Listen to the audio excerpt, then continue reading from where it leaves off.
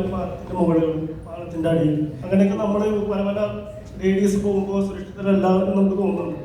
അപ്പൊ ആളുകൾ പണ്ടേ മുതൽ തന്നെ ഒരു ചിന്താഗതിയുണ്ട്. ഇപ്പോൾ ബസ് സ്റ്റാൻഡിൽ ഒറ്റയ്ക്ക് നിൽക്കുന്ന ലേഡി അല്ലെങ്കിൽ റെയിൽവേ സ്റ്റേഷനിൽ ഒറ്റയ്ക്ക് നിൽക്കുന്ന ലേഡി, അവരൊക്കെ നിൽക്കുന്നത് സെക്സ് കേസ് ആണോ അല്ലയോ എന്നുള്ളവർക്ക് അറിയാൻ പറ്റില്ല. പക്ഷെ ശരിക്കും പറയുന്ന സ്ഥാപനങ്ങളുണ്ടെങ്കിൽ ചിലപ്പോൾ ഇത് കുറയില്ലേ എന്നാണ് ഞാൻ ചോദിക്കുന്നത്. കുറയില്ലേ, അത് നമുക്കിപ്പോൾ അത് ഭയങ്കര ഹൈപ്പോത്തറ്റിക്കലായിട്ടുള്ള സാധനമല്ലേ. കുറയുമോ കൂടുമോ എന്ന് നമുക്ക് പറയാൻ പറ്റില്ല.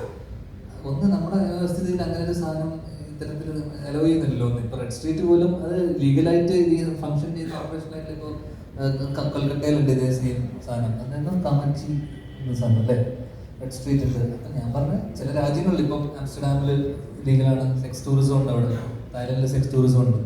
ചില രാജ്യങ്ങളിൽ അതുണ്ട്, അവരതിനെ പ്രൊമോട്ട് ചെയ്യുന്നുണ്ട്. നമ്മുടെ രാജ്യത്തിൻ്റെ നിയമവ്യവസ്ഥയിൽ അങ്ങനെ ഒരു സാധനം അത് മോറലായിട്ടാണ് കാണുന്നത്. അപ്പോൾ ഇത് കുറയുമോ അല്ലെങ്കിൽ ഇതൊരു ഡിസ്കഷനാക്കി വെച്ചിട്ട് നമ്മൾ ഇടക്കാലത്ത് മറ്റേ കഞ്ചാവ് ലീഗലൈസ് ചെയ്യണം. കഞ്ചാവ് ഏകദേശം 40ഓളം രാജ്യങ്ങളിൽ ലീഗലൈസ് ചെയ്ത് റിക്രിയേഷൻ ഡ്രഗ് ആയിട്ട് കാണുന്നതാണ്. പിന്നെ ഡിപ്രഷൻ അടക്കം പ്രിസ്ക്രിപ്ഷൻ അല്ലെങ്കിൽ പ്രിസ്ക്രിപ്ഷൻ ഉണ്ടെങ്കിൽ മരുന്നായിട്ട് പോലും സജസ്റ്റ് ചെയ്തിരുന്ന ഗഞ്ച.